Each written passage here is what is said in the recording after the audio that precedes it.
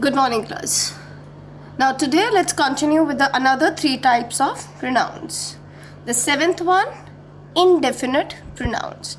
Now, as the name suggests, indefinite, which is not definite, that means not a particular or specific one.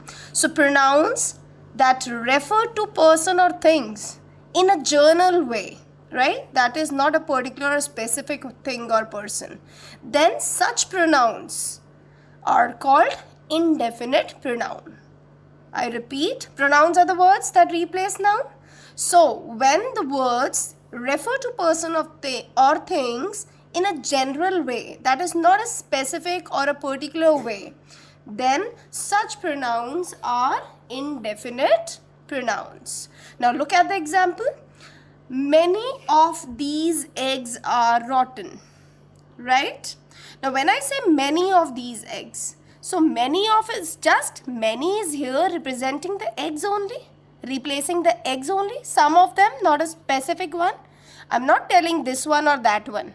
I'm saying many of these eggs are rotten. So many is referring to something in general, the eggs of course, right? So many here will be indefinite pronoun.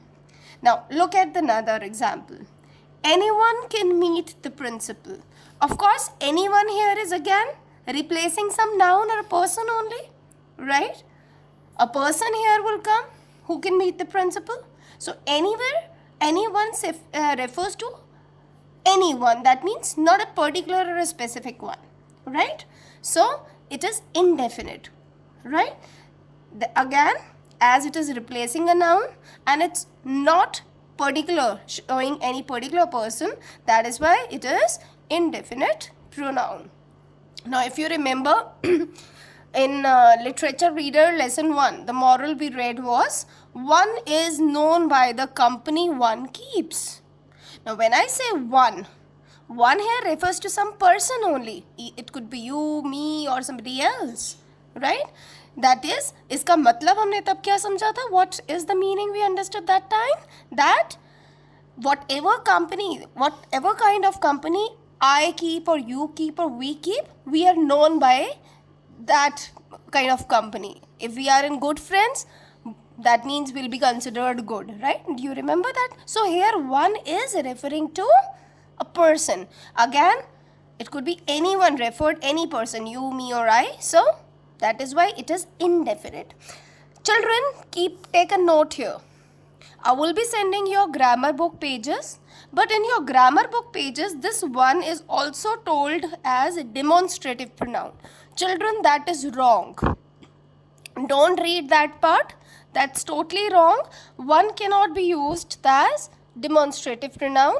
It will be an attribute of the adjective. So that we'll consider later on. So don't read that way. So one you will consider as pronoun only, as indefinite pronoun. Okay. There are other uses of one. We'll discuss later. Right. Now coming on to the next type, the 8th type, distributive pronoun. So if you remember distributive adjective, what I told you there, the distributors, that you are distributing the action to each one. Each specific one is being considered. That means we are considering each entity, each person separately, right? For example, and what is pronoun? Same is the pronoun. Distributive pronoun, that means the pronoun that shows person or things taken singly or separately. That means each one separately in a sentence, right? Now look at the sentence. Each of the girl, one. So that means I am talking of each single girl. If there are 7, I'm talking each girl out of 7. That means if there is 5 names, suppose Riya, Janvi, Sia, Gurpreet, Gurman. So I'm talking of each one separately. That means everyone one. Okay? So each here is referring to some person, girl at one time. One girl at a time, sorry. One girl at a time. So that means the action of winning is distributed to each girl. So each here is distributing this action, right? And working is taking a place of noun. So here that is distributive pronoun. Similarly, either of the roads lead to Mysore. Either here is working as distributive pronoun. If you remember in adjective, distributive adjective, we used to say each girl one. Now each was sitting with the noun, so that was distributive adjective. Okay, but here it is distributive pronoun. Okay, now the last but an important one, relative pronoun. Relative, somebody's relation, right, is called relative. So similarly, relative pronouns means that shows some relation. They connect, okay? They relate a noun to a group of words that follow. Listen carefully. Pronouns that relate a noun, एक noun को, to a group of words that follow. जो उसके आगे words लगे हैं उससे follow जो कर रहे हैं, right? उससे relate करता है. Now, or it could join, we could say that it joins two sentences and refer back to the nouns going before them. Now, understand this, whatever I have said, through example. The man who you were talking to is my teacher. Now, if you see who here is a relative pronoun. Look here. What noun it is relating? Man. To a group of words that follows. Now, what are the group of words? You were talking to is my teacher. That the man is my teacher. So, actually, this is the dependent clause. If you look here, this part is the dependent clause, which is attached using the word who to the main clause, that is main sentence. The man is my teacher, right? The man is my teacher.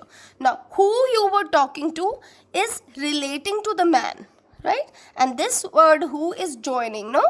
So, that is why, because it's working as a joining, and of course, it is, if we replace, it is a person only, no? Like who is referred taking a place of a noun or a person, right? It is joining. So that is why it is relative pronoun, which is joining. Now look at another example. This is the knife with which I cut the cake.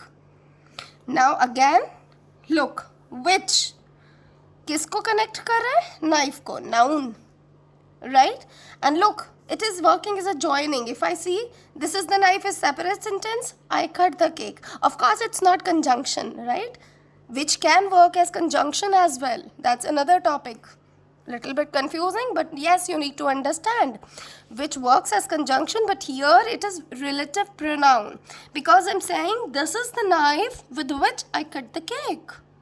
Now this which is relating to this knife that I used it. Now you could, sometimes you can just leave this and make a sentence. It's obvious like, but in that case with will be here. Like this is the knife I cut the cake with. That's another way by just not using the relative pronoun. You can still make a sentence. The book that I read. Now that is actually working as a connector to the book. Specify कर रहा है, relation दिखा रहा है in words से, right? कौन सी book? वही वाली जो मैंने last time पढ़ी थी, is excellent, अच्छी है. So relative pronouns relate a noun to a group of words that follow, or works as a joining word that like sometimes joins two sentences and refer back to nouns that go before them. There are a number of examples. You could go through in any of the grammar book. Who, which, that, whose, whom. They're all relative pronouns. They can work as relative pronoun. Now I want to tell you one more thing. Suppose if you read the sentence, the boy who stood first in CBSE examination is my cousin. So who here is a relative pronoun. Now look at here, the noun boy is called the antecedent of the relative pronoun. सो जो noun उस pronoun को, relative pronoun को follow करता है ना, जिसके लिए लगा होता है, उस वर्ड को हम एंटीसीडेंट भी कहते हैं. तो in certain books you will find antecedent. And if you remember in song also this word was use, pronoun song, antecedent, right? So what is the antecedent of this pronoun who? The noun boy, right? The noun being. So book will be the, if I say the book that I read, so what is the antecedent here to relative pronoun that? The book only. So antecedent is this, right? Antecedent word yaad rahega. Okay, just go through exercises. Please solve the exercises, right? Revise all the 9 kinds of pronouns thoroughly and be ready to take a grammar test on Monday, right? So you have 3 days to prepare. All the best. You can always share your queries and doubts by messaging me or texting me. Please subscribe and like. Thank you.